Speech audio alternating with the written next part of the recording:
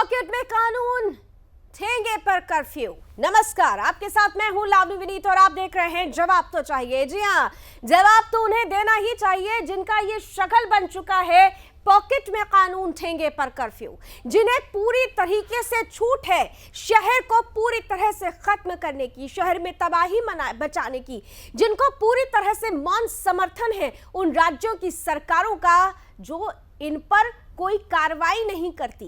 क्या सोची समझी साजिश के तहत ये जिहादी कानून की धज्जियां उड़ाते हैं? क्या इन्होंने अपना शगल ऐसा बना लिया? और अगर ऐसा है तो फिर सरकार और प्रशासन इनके खिलाफ कार्रवाई क्यों नहीं करता है? आज हम एक और तस्वीर आपके सामने लेकर आए हैं। राजस्थान के 12 जिले की छबड़ा की कहानी अभी बंद नहीं हुई है। वहां के जो हालात हैं वो किसी से छिपे नहीं हैं। लेकिन वहीं दूसरी तरफ देखिए, महाराष्ट्र जहां पर कोरोना महामारी से लोग त्राहिमाम कर रहे हैं, वहां पर जिहादियों ने कोरोना की सारी गाइडलाइंस को धज्जियां बताते हुए, उन्हें ताक पर रखते हुए शहर को किस तरह से अपने कर्फ्यू में लेने की कोशिश की, इसकी बानगी महाराष्ट्र के संभाजी नगर में देखने को मिली, जहां बाकायदा पुलिस पर झूठा आरोप लगाकर शहर में तबाही मचाने की कोशिश की गई, पुलिस पर प्रहार करने की कोशिश की गई, लेकिन किसी एक जिहादी की भी गिरफ्तारी अभी तक नहीं हुई है। तो क्या यह मान लिया जाए कि उद्धव सरकार का मौन समर्थन है इन जिहादियों को, और तभी तो इन जिहादियों ने शगल बना लिया है पॉकेट में कानून, ठेंगे पर कर्फ्यू। संभाजी नगर के उस्मानपुरा परिसर में एक सैलून चालक फिरोज खान की हार्ट अटैक से मौत हो गई, लेकिन जिहादियों ने इस मौत को बताया कि ये मौत पुलिस के डंडे से हुई, जिसके चलते बड़ी संख्या में जिहादी जो है पुलिस थाना, जो संबंधित पुलिस थाना है, उसके सामने जमा हो गए और पुलिस को घेरने की कोशिश की गई। दिन भर इनका नंगाना जारी रखा, लेकिन आखिरकार पुलिस के सीसीटीवी फुटेज में ये सच सामने आ गया कि ये मौत पुलिस के डंडे से नहीं हुई, ये मौत हार्ट अटैक से हुई। जिहादियों ने संभाजी नगर में हजारों की तादाद में निकलकर हंगामा काटा, खूब बवाल मचाया, लेकिन वो भी तब जब कोरोना के बढ़ते मामलों को लेकर संभाजी नगर में धारा 144 लागू है। जिहादियों ने किसी भी कानून का पालन नहीं किया। इन्हीं जिहादियों के साथ ओवैसी की पार्टी का नेता और संभाजी नगर का सांसद इम्तियाज जलील भी सड़कों पर निकला और उसने भी हंगामा किया।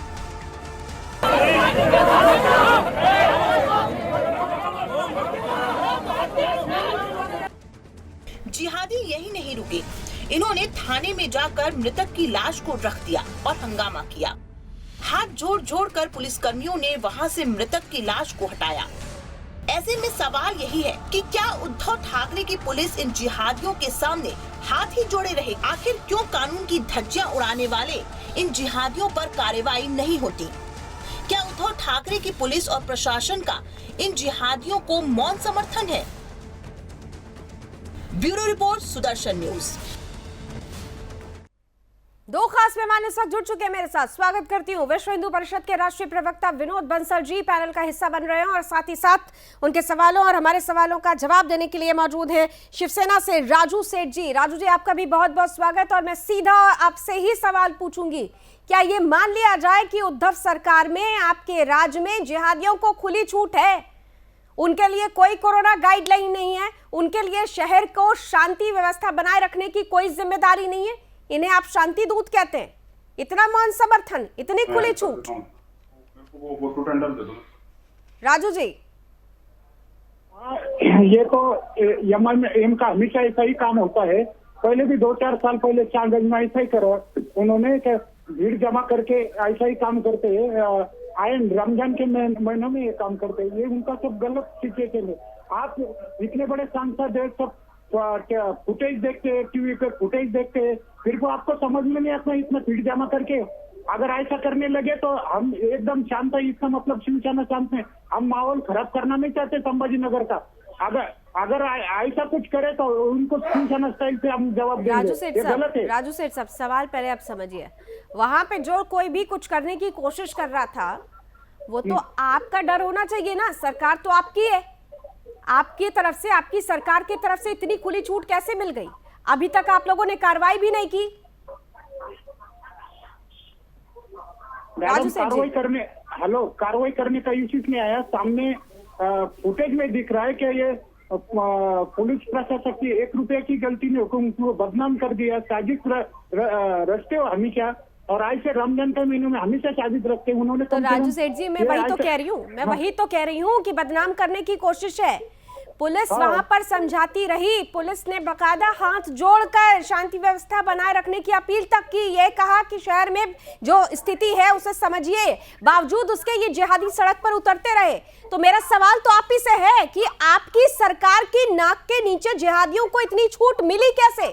प्रशासन को इतना डर क्यों है कि उन्हें हाथ पैर जोड़ने पड़ते हैं, हाथ जोड़कर मनाना पड़ता है? जिनसे लाठियों से बात करनी चाहिए उनके आगे हाथ जोड़ना पड़ता है आपकी सरकार में। अभी देखो कोरोना का कहर चालू है, हम संभाजी नगर का वातावरण जो है तो खराब करना नहीं चाहते हैं। ऐसे भीड़ में कोरोना और फैल जाता है। शिवसेना शांत है, मतलब इसका ये नहीं कि आपने ने कुछ भी करना, आप शांत में बैठे, आपने समझना चाहिए वो कि यहाँ का माहौल खराब हो जाएगा, दंगे हो जाएंगे, ये सब कुछ गलती नहीं होके भी ऐसा माहौल बनाना, बदनाम करना प्रशासन, ये गलत है सब। और इनको फिर शिवसेना स्टाइल से उत्तर देना पड़ेगा, फिर हमारे तुम सरकार पे और बदनामी राजू सेठ जी, आप मेरा सवाल नहीं सुन पा रहे, आप बार बार उन पर सवाल खड़ा कर रहे हैं, लेकिन यहाँ सवाल आप पर है। मैं सीधा सीधा आपसे पूछ रही हूँ, महाराष्ट्र में किसकी सरकार है? आपकी सरकार है ना, तो आपकी सरकार का क्या भय नहीं है इन जिहादियों को? आपकी सरकार का कोई डर नहीं है? या फिर ये मान लिया जाए कि आपकी सहयोगी जो कांग्रेस है, कांग्रेस नीति सरकार जहां जहां होती है वहां पर जिहादियों को खुली छूट मिल जाती है, ये मान ले हम? मैडम जवाब तो हम कब भी दे सकते हैं शिवसेना स्टाइल में, मगर अपन संभाजी नगर का वातावरण खराब करना नहीं चाहते। अभी तो ये लोग क्या कर रहे थे? ये शांति दूत वहां क्या कर रहे थे? ये वातावरण खराब नहीं कर रहे थे तो क्या कर रहे थे? ये लोग का उनका बिजनेस ही हो गया, उनका बिजनेस ही ऐसा माहौल जमा करना, कुछ भी बदनाम करना, शिवसेना को बदनाम करना, हमको बदनाम करना, इनका बिजनेस हो गया। जिम्मेदारी तो और आपकी है एक ना, साथ पब्लिक जमा करना, जिम्मेदारी तो आपकी है ना कि ऐसे लोगों को सबक सिखाएं। सरकार आप हाथ पर हाथ धरे क्यों बैठे हैं? आप मौन क्यों हैं? आपने अभी तक आपकी सरकार की तरफ से इन पर कोई कार्रवाई क्यों नहीं की गई? आपकी पुलिस को, उद्धव सरकार की पुलिस को इन जिहादियों के आगे हाथ क्यों जोड़ना पड़ता है? क्यों नहीं इनके खिलाफ कड़ी कार्रवाई के लिए वो आगे आते हैं? डर क्यों है इन जिहादियों का? ये तमाम सवाल हैं सर। विनोद बंसल जी, आपके पास आती हूँ। राजू सेठ जी ने तो सीधे सीधे कहते हैं ना कि एक की टोपी दूसरे के सर पहना दी, क्योंकि वहां पर एमआईएम के सांसद इम्तियाज जलील वहां पर मौजूद थे, और जिस तरीके की परिस्थितियां पैदा हुई है, इम्तियाज जलील की ये पहली कहानी नहीं है। इसके पहले भी पुलिस के खिलाफ किस तरह से अभद्र टिप्पणी की, वहां हिंदुओं को के खिलाफ किस तरह की अभद्र टिप्पणी की, तमाम चीजें हमने दिखाई। लेकिन सवाल यह है कि एक पूरा का पूरा जिहादियों का झुंड, पहले तो एक झूठी कहानी गढ़ी जाती है, उस झूठी कहानी के आधार पर पुलिस स्टेशन को घेर लिया जाता है, पूरे शहर को सैबोटाइज कर दिया जाता है। संभाजी नगर में धारा 144 लगी है, बावजूद इसके ये जिहादी सड़क पर उतरकर हुड़दंग मचाते हैं। ये हो क्या रहा है? देखिए, बहुत बेहद दुखद परिस्थितियां हैं। ये दलील है वो दलीलपन के चक्कर में है। ये सांसद हैं, मेरी आवाज थोड़ी जी जी जी। तो लेकिन जिस तरह की इनकी है उससे साफ जाहिर होता है कि लोग तो है कि मानसिकता क्या है, अराजकता फैलाना, को डराना और पुलिस प्रशासन पर हमले करना और सिक्योरिटी फोर्सेस को टीच करना। एक तरह से ये जो स्थितियां हैं इनकी बड़ी गंभीर हैं। मुझे लगता है महाराष्ट्र सरकार को इस बारे में बहुत गंभीरता से प्रयास करना पड़ेगा, क्योंकि जिस तरह से वो सोनिया सेना सरकार है वो मुझे लगता नहीं उससे कुछ हो पा रहा है। में सारी चीजें जो है वो एक ट्रायंगल में फंसी हुई हैं सरकारों की, और अभी इस समय जो है ना वो 100 करोड़ के फेर में मुझे लगता है सरकार जो है ना सारी चीजों को इग्नोर करती चली जा रही है। अभी जो जिस तरह से जो ये जो जिहादी गतिविधियां बढ़ रही हैं और ये निरंकुश होकर के सड़कों पर उतर करके और पुलिस प्रशासन के चैलेंज बने हुए हैं, इस पर अगर अंकुश सरकार ने समय रहते नहीं लगाया तो इसके बड़े गंभीर परिणाम होंगे। अब देखिए, पिछले दिनों भी जो है ना जिस तरह से कोरोना की मार जो है झेलनी पड़ी पूरे महाराष्ट्र को, इन्हीं लोगों की वजह से झेलनी पड़ी। और अभी जो है इस तरह की जो परिस्थितियां निर्माण हो रही हैं, इतनी गंभीर स्थितियों में जहां पर के महाराष्ट्र लॉकडाउन की जा रहा है और उसने पार्शियल लॉकडाउन तो लगा ही दिया, तो अब जो है ये लोग चाहते क्या है आखिरकार? अपने पापों को छुपाने के लिए दूसरे के ऊपर जो है वो लांछन लगा करके और इनको बदनाम करने का जो षड्यंत्र इन्होंने हमेशा से रचा है, देश को बदनाम करना, उसकी सरकारों को बानगी बदनाम। फिर हम देख रहे हैं, लेकिन सवाल यही है ना कि एक सबक एक एक एक गलती से या फिर कहते हैं ना एक्सपीरियंस से, एक अनुभव से सबक लिया जाता है, लेकिन यहाँ पर जो गैर बीजेपी शासित राज्य हैं वहां की सरकारें वो सबक क्यों नहीं लेती? क्या इसके पीछे उनका वोट बैंक छिपा होता है? और अब जबकि शिवसेना की सरकार है, जो हिंदू और हिंदुत्व के प्रणेता कहे जाते हैं, जिनके लिए आधारशिला ही हिंदू और हिंदुत्व रहा है, क्या वो भी अब इसी धारा में बह गए हैं? क्या उनके शासनकाल में जिहादियों को इतनी छूट मिल चुकी है? ये तमाम सवाल हैं जिनका जवाब ढूंढने की कोशिश करेंगे आज हम कुछ खास पलों में। क्या उद्धव सरकार में, उद्धव राज में जिहादियों को कानून की धज्जियां उड़ाने का अधिकार है? आज हम ऐसा इसलिए कह रहे हैं क्योंकि संभाजी नगर में जो कुछ हुआ है वो कई सवाल खड़े कर रहा है। हम दोनों खास मेहमानों के पास जाएं उससे पहले जरा वो तस्वीर एक बार फिर से हम अपने दर्शकों को दिखाना चाहेंगे कि जिहादी सड़क पर उतरकर कोरोना गाइडलाइन, जब ऐसे समय में महाराष्ट्र में महामारी छाई हुई है, लगातार लॉकडाउन की स्थिति बन चुकी है, वहां पर ये जिहादी हजारों नहीं लाखों की संख्या पर सड़क पर उतर आए। एक झूठे आरोप में पुलिस पर पहले तो आरोप लगाया गया और उसके बाद पूरे शहर को सैबोटाइज कर दिया गया। पुलिस किस कदर लाचार आई कि हाथ जोड़कर जिहादियों को मनाना पड़ा। ऐसे जिहादी जो कानून व्यवस्था को ताक पर रखते हैं, जिनको सिर्फ लाठियों की भाषा समझ में आती है, लेकिन यहां पर पुलिस इतनी लाचार है कि उसे हाथ जोड़कर इन जिहादियों को समझाना पड़ता है। राजू सेठ जी, सीधा सीधा सवाल मेरा पहले भी आपसे था, अब भी यही सवाल है।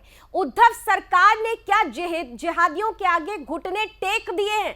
उद्धव सरकार के राज में पुलिस इतनी ज्यादा लाचार हो चुकी है कि जिहादी जो कि सड़क पर उतरकर उत्पात मचाने की कोशिश कर रहे थे, उनके आगे हाथ जोड़ना पड़ता है। आप लोग ने घुटने टेक दिए जिहादियों के आगे। हेलो जी राजू सेठ जी। मैडम देखो, ये जो है ना, हमारे मुख्यमंत्री साहब उद्धव साहब के साथ 12 करोड़ जनता का आशीर्वाद है।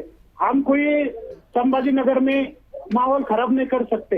ये सब उसकी साजिश है। ये यमाई में जो तो बीजेपी की मिली पार्टी है, मिली हुई भगत है, ये क्या काम करेंगे? ये सिर्फ समाज के अंदर खुद गिराने का काम करते हैं। इनको दंगा भड़का के क्या कुछ हासिल नहीं होंगे राजू इनसे। सेठ जी, मैं इनका पूछ काम क्या है। रही हूँ और आप कहाँ ले जा रहे हैं? आरोप लगाना आपका अधिकार है, आप लगाइए आरोप। मेरा सीधा सीधा सवाल है कि जो लोग ये कर रहे हैं उसके खिलाफ कार्रवाई क्यों नहीं कर रहे हैं आप लोग? आपके हाथ पैर तो किसी ने बांधे नहीं है, आपकी सरकार है, आपकी पुलिस है, अभी तक क्यों नहीं कार्रवाई कर पाए आप? किसका डर है? डर किसका नहीं है? कल तक उन्होंने जो है तो ऐसा माहौल खराब करने की कोशिश करी ना, जब फुटेज अभी सामने आ गए तो वो चुप बैठे हुए। उनको मालूम है उन पे अभी गुना दाखिल करने वाले हैं। हम सब प्रशासन पूरा गुना दाखिल करने वाली। और हमारे महाराष्ट्र पुलिस इतना भारी काम करते हैं ना कि कोई ना किधर नहीं काम करते। उनको बदनाम करके क्या मिलने वाला? इतना कोरोना में इतना महाराष्ट्र पुलिस को एक तो बदनाम करने की कोशिश, दूसरी उसी महाराष्ट्र पुलिस को आप लोगों ने इतना लाचार बना दिया कि उन्हें हाथ जोड़ना पड़ा। इन जिहादियों के उत्पात को रोकने के लिए पुलिस हाथ जोड़ रही है। सर, आपने क्या पुलिस को इतना ज्यादा मजबूर कर दिया, महाराष्ट्र पुलिस को? ये देखो, हम अभी कोरोना का संकट इसलिए माहौल खराब नहीं करना चाहते थे, नहीं तो उनको शिवसेना स्टाइल में हम कभी उत्तर दे सकते। मगर 12 करोड़ जनता हमारे ये कोरोना का हवाला देकर जवाब देने का ये जो तर्क आप देने की कोशिश कर रहे हैं ना, इसमें कहीं भी सामंजस्य नहीं बैठ रहा है। आप जो बचाने की कोशिश कर रहे हैं, जो आपकी सीमाएं हैं विनोद जी, ये सीमा समझ में आती है। क्या करें भाई, अब तो गठबंधन में एक ऐसी सरकार आ गई है जिसकी आधारशिला ही तुष्टीकरण की राजनीति पर खड़ी है। और ये हम देख रहे हैं कि राजस्थान हो या महाराष्ट्र हो या छत्तीसगढ़ हो, हर जगह जहां पर कांग्रेस नीत सरकारें हैं वहां पर जिहादियों को खुली छूट है। विनोद जी देखिए, बात यह कि जो जवाब के नेताजी ने वो बड़ा गंभीर मतलब है कि सिर्फ राजनीति करना, एक राजनीतिक नेतृत्व को बदनाम करने की करना, इनसे कोई अपने कर्तव्य की स्थिति जुड़ी हो जाती है।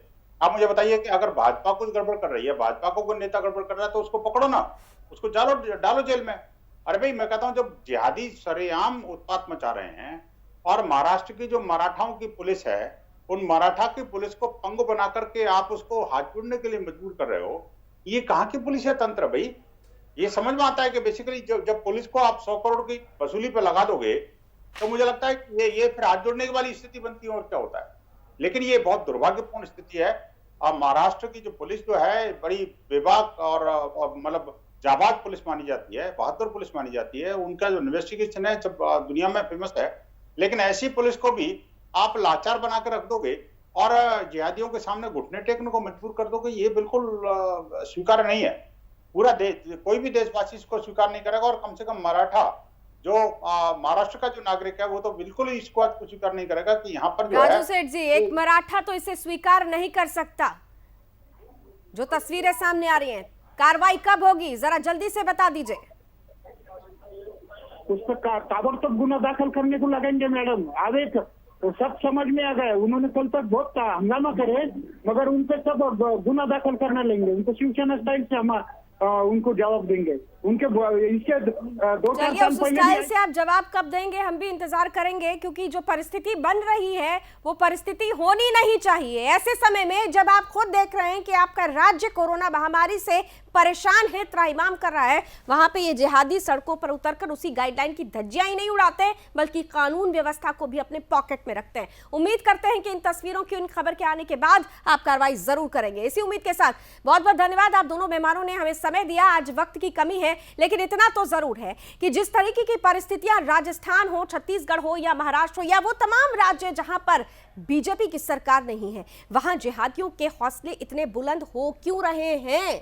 कई लोग ये सवाल पूछेंगे कि क्या बीजेपी के स्पोक पर्सन की तरह हम बात कर रहे हैं। नहीं, हम जो तस्वीरें देख रहे हैं, जो तस्वीरें सामने आ रही हैं, जो हालात बन रहे हैं, उसने हमें यह पूछने पर मजबूर कर दिया है कि क्या गैर बीजेपी शासित राज्यों में जिहादियों को छूट दे दी गई है, और अगर ऐसा है तो फिर यह स्थिति कितनी गंभीर है, इसका आकलन करने की भी जरूरत है। बहुत बहुत धन्यवाद एक बार फिर से आप सभी का हमारी आज की चर्चा में जुड़ने के लिए। अभी बस इतना ही।